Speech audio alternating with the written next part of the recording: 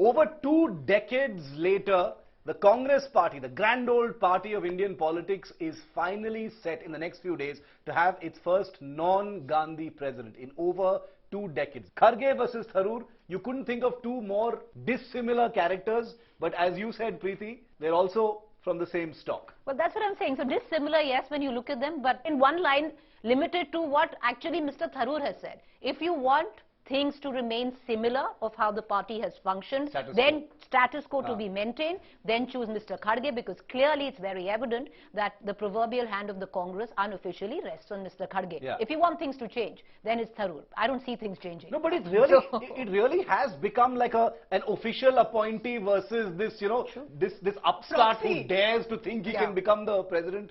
Because that's the tone and tonality. Even in our interview, Kharge says, you know, where was Tharoor when I was block president? He's not my examiner. Tharoor versus Kharge, one man who's not so approachable. I'd say Tharoor, even though, and it's not his fault, right? That's how he's built. The way he dresses, the way he speaks, he's not a mass leader. Elitist. But Kharge is an out-and-out mass leader. He's a grassroots level. In fact, he knows the rigmaroles of the grassroots politics, and he's won multiple times, elected representative. 9-time MLA. Yeah, and for him, and the way he looks, the way he speaks, he can speak Hindi. In every sense, a Gandhi loyalist, a fit man. But 80 years old. Yeah, the only thing right now that makes him fit for this role, if you ask me, is that he is a loyalist of the Gandhis. Nothing else. Age is not on his side. You know, he's not someone who's supremely active, right? He's not someone who's going to get down, get dirty, none of that. He's essentially going to be playing out whatever the Gandhis want him to do. And so much so that I think right now, what Nabila said about Tharoor, it's almost like he's a rebel, right, within the Congress. The way he's being treated, the only thing that's looking like a fight. Because Tharoor is putting up a fight, it looks like a fight. I'm genuinely wondering what will happen post 19th. I think it's clearly given what's going to happen as far as the result is concerned. I'm just glad but what happens to Tharoor? Is he going to leave? Is something going to happen? Because he's being treated as a rebel, right? It's Kharge Gandhi. When Kharge spoke to India Today, he said, you know, yeah, I'm not shrugging off that I'm a Gandhi loyalist, but you saying that I'm going to be remote controlled is insulting my tenure and my commitment. He can deny as much as he wants. You know, okay, what I would like to say is here. The fact is, didn't we all think that nobody could be more dyed in wool when it comes down to allegiance to the Gandhis than Mr. Gehlot? But once I believe you give a man power, you don't know what comes off that.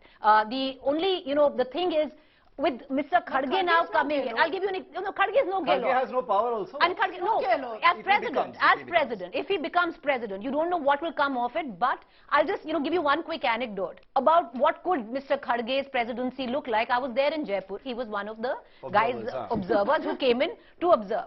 Now, there's trouble for the Congress if it isn't going to be Mr. Kharge. I'll just give you an anecdote. What happened really was that while they were waiting for the MLAs to show up to the official, meet, there was Mr. Gehlot, and this is, sources very close who were sitting there have told us. While the other observer, Mr. Markan, immediately figured out that they've been played. Something's up. These MLAs have gone to the rebel camp. There's something going on. For an hour, it was completely lost on Mr. Kharge, is what our sources tell us who were in the meeting. He kept asking where the MLAs were, why were they late? Politician. Now to have somebody like that as the president of the Congress, I'm sorry, because this is worrisome. You've got to be a wily politician to be the president, to get together the workings of a party. Why do we think it's Kharge? Is he because he's the most non-controversial right now? With Shashi Tharoor, there are clearly a lot of controversies, charges, allegations of his own. And that he has his own mind. And that perhaps is going to be a... Shashi Tharoor held this huge meeting, a Congress meet in Tamil Nadu, where he invited almost 700 voters of this internal election. 13 of them showed up. And he, Tharoor. Tharoor. And for that matter, being seen in Tharoor's events right now will be seen as blasphemy. But are we really thinking? Tharoor very clearly said that they were asked not to appear for this meeting. So this almost looks like it's a decided game. No, but Tharoor is putting up a fight, which is why it looks like a fight. No, but Tharoor is fighting a fight. Nabila, what makes you think that Tharoor is putting up a fight? What if the Gandhis have actually... He won't withdraw his nomination. What if Gandhis have actually told Shashi Tharoor that you make it look like a fight? You have to make it look like a fight. Why not? I'll tell you why I think not. Maybe that Tharoor was actively a part of the G23 who was vocal. Who was very, very vocal against that's what I'm saying. He was very vocal against the Gandhis. So maybe that's why not. But then if you actually look at it, because the G22 was standing behind behind Mr. Kharge. Correct. So, But I thought it was very sweet that Tharoor had a I'm just manifesto. wondering, because Tharoor doesn't strike me as the kind of guy who fights to lose. He's put all of it into this. He's got a manifesto. He's traveling across the country. He's got videos. What is my question? I'm not saying he lacks resources. He doesn't lack resources. He's a guy who stands on his own. But what after that? You know, at the end of the day, unless the Gandhis have told him, boss, you be the guy who fights, so that it seems like a a real race to the presidency and not something. Tharoor seemed like a man who he influenced to that point. And also when he spoke exclusively to India Today again, Tharoor said, I've got offers from many other parties, but I've never taken it. Correct. No, but so what is that trying to hint? He's also hinting that if this doesn't work in his favor, maybe is he going to, Preeti, is there a possibility that Shashi Tharoor, because he's given it his all, right? And he's not like even shying away from taking on the Gandhis in the sense that he's saying it's very clearly manipulated this election, etc.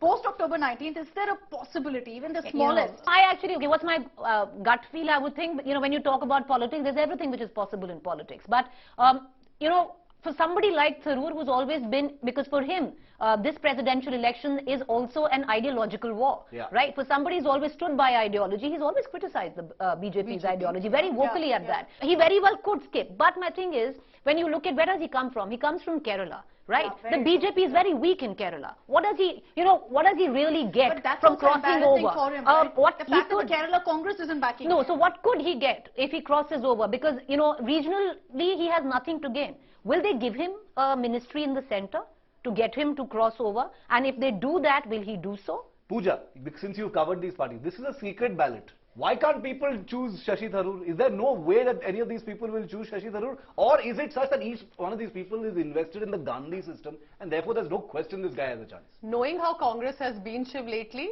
there are definitely going to be some people, maybe for fun or otherwise, who will vote for Shashi Tharoor for sure. I'm of the personal opinion that this whole internal democracy thing in political parties is a ridiculous thing to be defensive about. I don't know who they're trying to prove what to. You choose your person who can win you elections. It doesn't matter, about this whole democratic thing is silly. I mean, at least I don't think voters care that much about whether you have internal democracy or not. So we'll have to see. 19th is the day when there will be a first non-Gandhi president of the Congress party in over 2 decades. We'll have to wait and see.